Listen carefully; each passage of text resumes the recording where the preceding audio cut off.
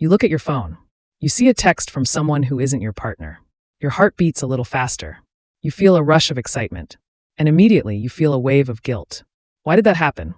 You love your partner. You chose them. But for a split second, your brain wanted something else. We are told that cheating is a choice, a moral failure, a lack of discipline. But what if it isn't? What if that urge is not a flaw in your character, but a perfectly functioning feature of your biology? To understand this, we have to go back. Not 50 years. Not 500 years. We have to go back 200,000 years. To the ancient savannah, where survival was a daily bloodbath. Everyone knows that humans are meant to be monogamous. It is the foundation of our society. You find the one. You get married. You stay together forever. It feels natural. It feels right. We look at animals that mate for life like swans or wolves and we think, yes, that is us. That is the gold standard. We are told that ancient humans lived in neat little nuclear families. The man hunted. The woman gathered. And they stayed together until death. This is the story we have been sold. It feels incredibly safe. But something doesn't add up. If we are naturally wired to mate for life, why is infidelity so common? Why do 40 to 50% of modern marriages end in divorce? Why do we constantly struggle with temptation? If monogamy is our natural state, it should be easy. It should be effortless. But it isn't. It takes massive amounts of effort. Something deeper is happening. In 2019, Dr. Kit Opie, an evolutionary anthropologist from University College London, published a massive study in the journal PNAS. He didn't just look at human behavior. He looked at the actual fossil records of our ancestors. He traced the evolution of mating habits over 200,000 years. What he found completely destroyed the traditional narrative. Opie discovered that ancient humans did not pair off and live in isolated nuclear families. They lived in large, tight-knit tribes of about 150 people. And within that tribe, mating was not a lifelong contract. It was a survival strategy. The ancient environment was brutally harsh. Childbirth was incredibly dangerous. Infant mortality was over 60%. A single mother could not raise a child alone. She needed food. She needed protection. She needed fire. So, our ancestors developed a system called the ancient survival switch. A woman would bond with a primary mate, a man who would provide food and protect the child. But she would also bond with secondary mates, men who offered different genetic strengths. Maybe one was physically stronger. Maybe one was smarter. Maybe one had access to a better water source. The goal was never romantic love. The goal was keeping the child alive. The man did the exact same thing. He bonded with a primary partner to ensure his offspring survived. But he constantly sought out other partners to spread his genes as widely as possible. This was not cheating. This was not infidelity. This was survival. It was a brutal, calculated exchange of resources and genetics. But this was only half the story. The strangest part was still hidden. Why did this system work so perfectly? To understand that, we have to look inside the brain. In 2000, Dr. Helen Fisher, a biological anthropologist at Rutgers University, put 2,500 people into fMRI machines. She wanted to see what happens in the brain when you are in love. She showed participants pictures of their long-term partners. Then, she showed them pictures of someone they had just met. Someone new. The results were mind-blowing. When looking at a long-term partner, the brain showed a massive spike in oxytocin. This is the cuddle hormone. It creates deep attachment. It creates calm. It makes you feel safe. It is the chemical glue of long-term monogamy. But when looking at someone new, a completely different system lit up. The brain exploded with dopamine. Dopamine is not the chemical of love. It is the chemical of wanting. It is the chemical of craving. It is the exact same system that lights up when you eat junk food. The exact same system that lights up when you gamble. The brain was literally treating a new potential partner like a slot machine.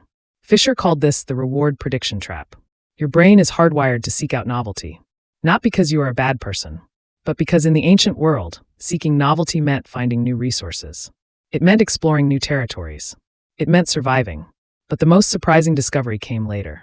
Dr. Sue Carter, a biologist at the University of Illinois, spent 40 years studying a tiny rodent called the prairie vole. Prairie voles are famous because they are one of the only mammals that mate for life. They bond forever.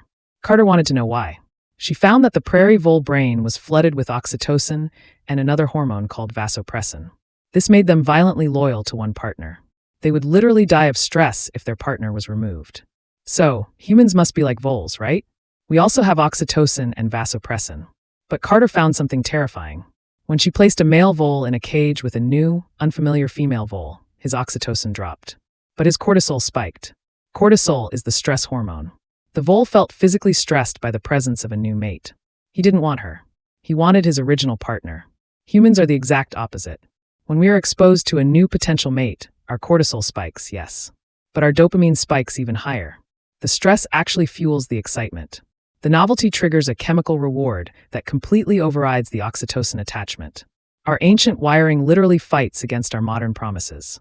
Almost nobody talks about this part. There is a third layer to this, and it is the most uncomfortable one. In 2015, Dr. David Buss, an evolutionary psychologist at the University of Texas, published a 30-year longitudinal study in the journal Evolutionary Behavioral Sciences. He tracked 10,000 individuals across different cultures. He was trying to find out why we cheat, even when we are perfectly happy. The study revealed that the urge to seek novelty is not driven by dissatisfaction. It is driven by genetics. Buss discovered something he called the evolutionary mismatch. Our brains evolved over 200,000 years to operate in a world of extreme scarcity. There was very little food, very few potential mates, very little safety. So, the brain evolved to grab every single opportunity it could.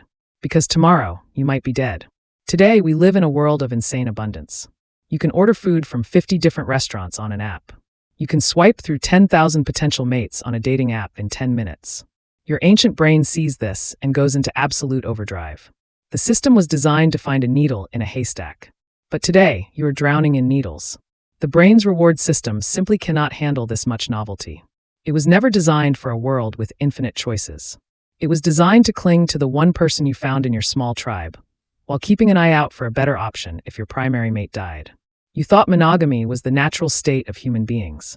You thought the urge to look elsewhere was a modern sickness, a result of a toxic culture, a lack of morals. But the real reason is the complete opposite. The urge to look is the most natural thing about you. It is your 200,000-year-old survival software running perfectly. Your ancient brain is doing exactly what it was programmed to do. It is seeking out the best possible genes. It is seeking out the best possible resources. It is trying to keep you alive in a world it doesn't understand. You are not a moral failure. You are a biological success. The person who feels the most temptation is often the one whose survival instincts are the strongest. Their ancient hardware is firing on all cylinders. This changes how we see ourselves. It means that staying faithful is not the absence of desire. It is the active suppression of desire.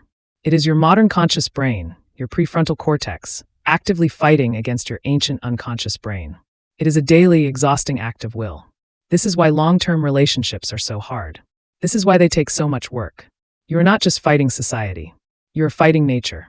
You are fighting millions of years of evolution. But here is the incredible part. We can fight it. The fact that we do stay together, despite this massive biological pull, is what makes us uniquely human. Other animals cannot override their programming. A prairie vole will always act like a prairie vole. But we can look at our ancient programming and say no. We can choose to build something that our ancestors never could. A bond based not just on survival, but on trust. Not just on resources, but on shared history. Not just on making a baby, but on making a life. You look at your phone again. The text is still there. The excitement is still there. The 200,000-year-old software is still running in the background. But now you know what it is. It is not you. It is just a ghost. A memory of a world that no longer exists. Maybe the problem was never weakness. Maybe it was something much older inside us. And maybe, just maybe, true love is not something you find. It is something you choose to build every single day against the grain of your own nature.